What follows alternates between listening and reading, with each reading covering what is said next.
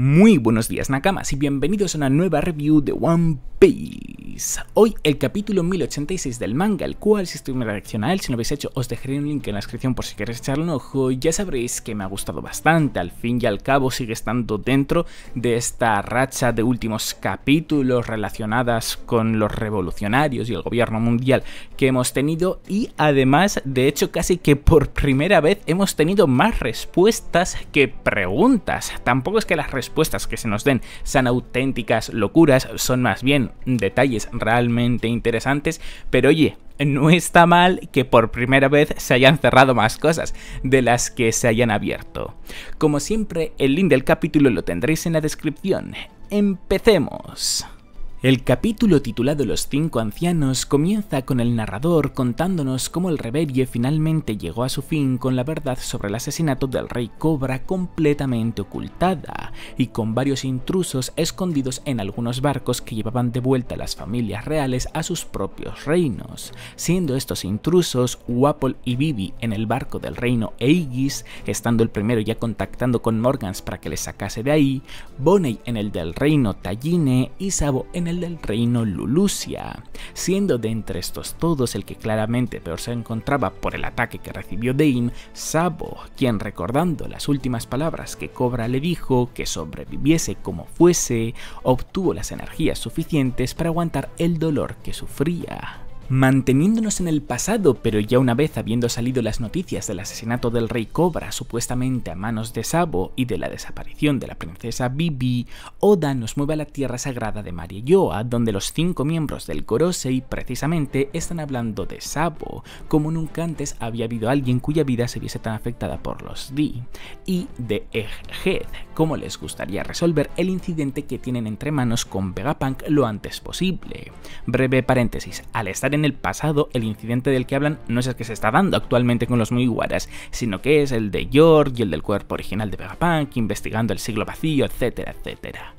Cuando de repente Im les llama mediante Denden Mushi para decirles que desea usar la creación de Vegapunk, el Mother Flame, respondiéndole Saturn que le parece bien, al fin y al cabo no sabrán si es real hasta que lo prueben, añadiendo otro de los 5 ancianos que el resultado de la prueba puede llegar a influir en cómo tratan el incidente que se está dando en Egghead, así que también está de acuerdo, al igual que otro de los 5 ancianos, quien propone poner a prueba la creación en un bosque en lugar de en el mar, interrumpiéndole Im para decirle que la van a usar en el reino de Lulusia, respondiéndole uno de los calvos del Gorosei que ahí vive mucha gente, respondiéndole de vuelta Im de manera muy tajante que da igual, pasando a comentar otro de ellos que le parece bien, que el mundo será como el creador quiera, pasando a preguntarle otro de los del Gorosei por qué ha escogido Lulusia, volviendo a responder muy tajantemente In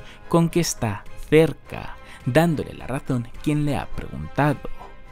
Y mientras los 5 ancianos, como si de una secta se tratase, dicen que deben de comenzar con los preparativos, que hay señales de rebelión entre los ciudadanos de Lulusia, que puede que esto sirva como ejemplo para otros, y que si pueden usar este poder cuando y como quieran, esta ancestral batalla llegará a su fin, Oda pasa a presentarnos oficialmente a cada uno de los miembros del Gorosei, comenzando por el único cuyo nombre ya se nos reveló hace unos pocos meses al estar rumbo a Egghead, Sanjay García Saturn, quien en este capítulo también se nos confirma que ostenta el puesto de deidad, guerrero celestial o dios de la guerra, depende de la traducción, de la ciencia y la defensa. Continuando de derecha a izquierda con San Marcus Mars, la deidad del medio ambiente, pasando a San Topman Warkuri, la deidad de la justicia, siguiendo con San Ethan Baron Venus Yuro, la deidad de las finanzas, y terminando con San Seferth Jupiter, la deidad de la agricultura. Tras ver a Im hacerles una última petición a los 5 ancianos que le traigan a Vivi, a Akainu completamente estresado al juntársele la abolición del sistema Shichibukai con las rebeliones en muchos países, y a los Serafín de Doflamingo, Moria y Crocodile, completando así la colección de los Serafín de los Shichibukais originales, comenzar a dirigirse hacia la isla Karai Bari, donde se encuentran Buggy, Mihawk y Crocodile, es como volvemos al presente, donde Sabo está continuando con con sus explicaciones a Dragon e Ivankov, comentando que en el momento en el que llegaron a Lulusia, afortunadamente para él, los ciudadanos ya estaban listos para rebelarse, lo que además de causar que capturasen al rey y a la princesa de su reino, llevó a que, pese a ser un polizón, le diesen la bienvenida a Sabo con los brazos abiertos, momento en el que por primera vez pudo ver el periódico en el que le acusaban como el asesino del rey Cobra y por lo tanto de regicidio, razón por la cual los ciudadanos de Lulusia le estaban tratando como un héroe, lo que le pesó tanto como para que, aunque por una parte quisiese decir la verdad, por otra decidiese quedarse callado para no querer apagar la enorme pasión revolucionaria que se estaba encendiendo en ellos, pasión que aprovechó para invitarles al ejército revolucionario, siendo quienes han llegado con él al reino Kamabaka los que aceptaron. Siguiendo con las explicaciones, Sabo añade que como no pudo obtener un Dendenmushi seguro, decidió no ponerse en contacto con ellos de manera habitual, y en su lugar mandarles una señal encriptada que les diese a entender que ya había partido de Lulusia en barco. Así, aunque el gobierno mundial pinchase la señal y supiese que venía desde Lulusia, en verdad no sabrían que ya se habría marchado de ese lugar. Pero fue justo en ese momento cuando Lulusia desapareció por completo, creando en el barco en el que estaban navegando un malestar enorme al muchos de los nuevos reclutas haber dejado a sus familias en la isla, pasando a detallar Sabo por petición de Dragon qué pasó en verdad para que la isla desapareciese, comenzando por decir que una enorme sombra ocupó todo el cielo, y lo siguiente que vio fue esa gran sombra destruir toda Lulusia, para terminar por comentar que esa gran sombra no se puede explicar como un fenómeno natural o como una criatura viviente, sino que era algo enorme, oscuro y capaz de volar sobre las nubes. Momento en el que Ivankov le interrumpe para hablarle acerca de Im, como aunque suene muy raro es algo que debe de contar, y es que hace 800 años, entre las 20 primeras familias que se conocen como las creadoras del mundo, había un rey llamado San Im de la dinastía Nerona, lo que sumado al poder que concede la juventud eterna que menciona el libro Génesis, libro que podemos asumir que es el de las Akuma no Mi al ser la Ope Ope no Mi el poder que otorga la juventud eterna, y libro en el que parece ser que solo haya información veraz al Ivankov tomarla como tal, diciendo que si algo así existe es porque en alguien se ha debido de aplicar y por lo tanto demostrar, significaría que hay una persona en el mundo que ha estado viviendo durante muchísimas generaciones sin morir, y esa persona puede ser la que Sabo vio. Terminando por comentar Ivankov con respecto a este tema, que puede que el nombre sea una coincidencia, pero si hay alguien por encima de los 5 ancianos que son la mayor autoridad entre los dragones celestiales, debe de ser una persona como esa. Para terminar con este frente abierto, Oda, aprovechando el fervor que siente ahora mismo Ivankov por las conclusiones a las que está llegando, hace que diga que si aquella cosa enorme que vio Sabo por encima de las nubes es un arma del gobierno mundial, solo Vegapunk ha podido ser quien la haya creado, interrumpiéndole rápidamente Dragon para decirle que Vegapunk nunca construiría una herramienta que principalmente sirviese para matar, respondiéndole de vuelta a Ivankov que qué pasaría si fuese un arma ancestral. Al fin y al cabo, Sim existe desde tiempos ancestrales, todo encajaría. Pasando a responderle Dragon con que Robin les confirmó que las armas ancestrales son reales, pero si el gobierno poseía una, ¿cómo es que no la ha usado antes y por qué la ha utilizado ahora? Y sin obtener respuesta a esta pregunta es como Oda nos mete en el último frente abierto del capítulo, donde el narrador nos cuenta cómo en la tierra sagrada de Marieyoa un Tenryubito acaba de ser ejecutado, aunque esta noticia no es una sobre la que el mundo tendría conocimiento, añadiendo el narrador que quien ha llevado a cabo la sentencia ha sido un hombre que en su día era el mandamás de Goth Valley y que hoy en día es el comandante supremo de los caballeros divinos, San Figarland Garling, para terminar por decir el narrador que el dragón celestial al que ejecutó fue el protector de los Gyojin, San Don Quijote Miosgard, y con San Figarland Garling, que por cierto tiene un diseño espectacular, decir que aquellos que protegen a la basura son incluso peores que ella es cómo acaba este gran capítulo. Capítulo que, como la gran mayoría de vosotros imagino que ya sabréis, por no decir todos, pero bueno, no está de más recordarlo, da pie al algo más de un mes que vamos a estar sin nuevo capítulo de One Piece debido a que operan a Oda de astigmatismo, del ojo básicamente, que no ve muy bien. Vaya, por lo tanto, evidentemente después de esta operación Oda necesita reposar. Y esa es la razón principal por la cual no tendremos One Piece oficialmente hasta el 18 de julio en Japón, 17 de julio para nosotros por la diferencia horaria. Recuerdo esto de manera oficial, que por cierto, como curiosidad, en lugar de ser lunes para Japón y domingo para nosotros, es martes para Japón, lunes para nosotros, básicamente porque resulta que ese lunes es el Día del Mar en Japón y debe de ser un festivo nacional, así que la Shonen Jump la atrasan un día. Pero bueno, esto para la mayoría de vosotros que lo leéis filtrado, en verdad no creo que os afecte, porque probablemente se siga filtrando la semana anterior, el mismo día de la semana en la que se suele filtrar habitualmente. Simplemente que sepáis que la próxima reacción y review yo la subiré no un domingo, sino un lunes, y concretamente el 17 de julio. Dejando a un lado esta aclaración, toca hablar un poquito acerca del capítulo, el cual, tal y como he comentado en la introducción de este vídeo, me alegra bastante que haya tenido muchas más respuestas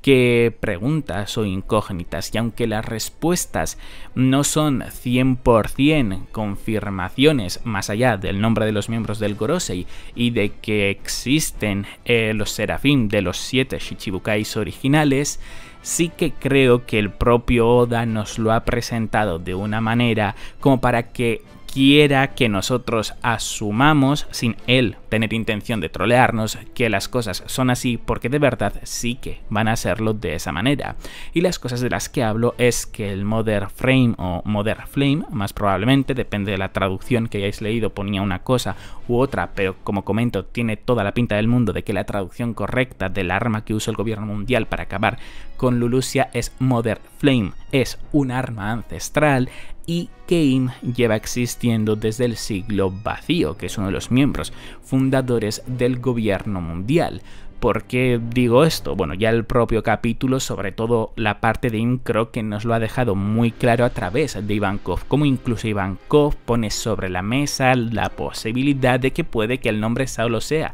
una coincidencia, pero justo después digamos que da otros argumentos para creer fuertemente en ello, y si el propio Oda está haciendo esto a través de un personaje, creo que es porque definitivamente quiere que nosotros asumamos, sin intención de trolear, vuelvo a repetir, que Im pertenece al siglo vacío, que es una persona que lleva existiendo desde hace más de 800 años. Y algo similar pasa con Mother Flame, y es que cuando Dragon habla acerca de las armas ancestrales para responderle a Ivankov, le dice que Robin les confirmó que las armas ancestrales son reales, y antes en el capítulo, cuando Im les pide a los 5 ancianos que la usen, una de las primeras cosas que dicen los 5 ancianos es que sí que deberían de probarla para saber si es real. Es decir, asumo que en japonés también este es el mismo término que se usa en los dos casos. Por lo tanto, cuando está usado en un sitio para referirse a las armas ancestrales y en el otro para lo que se sospecha que es de una arma ancestral, yo creo que es otra pista más por parte de Oda para que asumamos que efectivamente lo que usó el gobierno mundial para destruir el reino de Lulusia es el último arma ancestral que falta, Urano. Y por último, con respecto a este capítulo, toca hablar de Sanfi Garland Garling, aunque de su relación con God Valley no voy a hablar mucho, puesto que el término más importante, el que hace referencia a él como el rey o como el monarca de God Valley, resulta que puede no ser la mejor traducción de ese término. De hecho, hay una persona japonesa, Sandman, que ya lo he mencionado en varias ocasiones en el canal, que él considera que en esta ocasión una traducción más correcta para ese término podría ser como campeón o superhéroe, por decirlo de alguna manera. Es decir, una persona que tiene un estatus muy importante en ese lugar, casi a la altura, o por no decir a la altura de un rey, pero sin llegar a ser un rey como tal. Así que como hay esa duda, prefiero de momento dejar pasar el tiempo y ya una vez quizás esté un poquito más claro hablar de algo interesante que puede llegar a salir con respecto a esto. Pero igualmente lo verdaderamente importante con Sanfi Garling, lo que supongo que ya muchos sabréis, es la altamente probable relación que puede tener con Shanks y, bueno, directamente el hecho de ser su padre. ¿Por qué se cree esto si en el manga apenas hay nada para creer en esta posibilidad? Pues básicamente por la película de One Piece que salió el año pasado, por One Piece Film Red, protagonizada por Uta, la hija de Shanks. Hay un momento en esa película donde no recuerdo exactamente quién fue, no sé si Kizaru o algún otro marine, llama o bueno, se comunica con los miembros del Gorosei para preguntar si pueden matar a Uta, teniendo la duda por la posibilidad que cabe de que sea una Figarland. Y si te dan a entender que Uta es una Figarland y Shanks es el padre de Uta, pues a no ser que sea por parte de la madre, que mucha pinta no tenía, mucha menos teniendo en cuenta que los tenrubitos no tienen pinta de juntarse con gente que no sea tenrubito, pues hace que Shanks también sea un Figarland y que por lo tanto sea un tenrubito. Y habiendo aparecido en este capítulo este personaje, teniendo de hecho un poquito un parecido a Shanks, pues todo indica a que este personaje es el padre de Shanks, más aún cuando se la relaciona con God Valley, donde recordemos que fue adoptado Shanks cuando apenas tenía un año por parte de Roger. Así que todo encaja demasiado bien, incluso el hecho de que este hombre, Sanfi Garling, sea el comandante supremo de los Caballeros Divinos y viésemos la silueta de los Caballeros Divinos y entre ellas pareciese estar la de Shanks. Es decir, hay demasiadas razones para creer en que efectivamente Sanfi Garling es el padre de Shanks, y si no es el padre es el tío, el abuelo, lo que sea, ya me entendéis, que es algún familiar cercano a Shanks, vaya. Y por cierto, algo en relación a esto que es pura intuición y no está basado prácticamente en nada, es que creo que quien va a enfrentar en la guerra final a Sanfi Garling va a ser el propio Shanks. Ahora mismo creo que Shanks no va a morir a manos de Kurohige y que va a ser quien derrote a este personaje tan importante que se nos ha sido presentado en este capítulo. Vuelvo a repetir, pura intuición, pero sinceramente es lo que siento que va a ocurrir.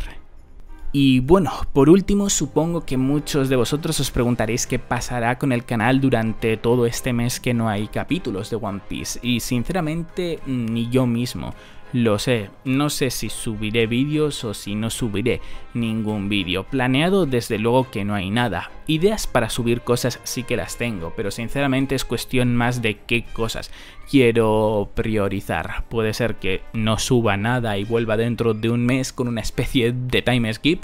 o puede ser que sí que me ponga a hacer bastantes vídeos. No prometo nada porque, como os comento, sinceramente ni yo mismo sé qué es lo que voy a hacer ahora mismo, así que será más por cómo me siento y cuánto tiempo me ocupan otras prioridades que tengo.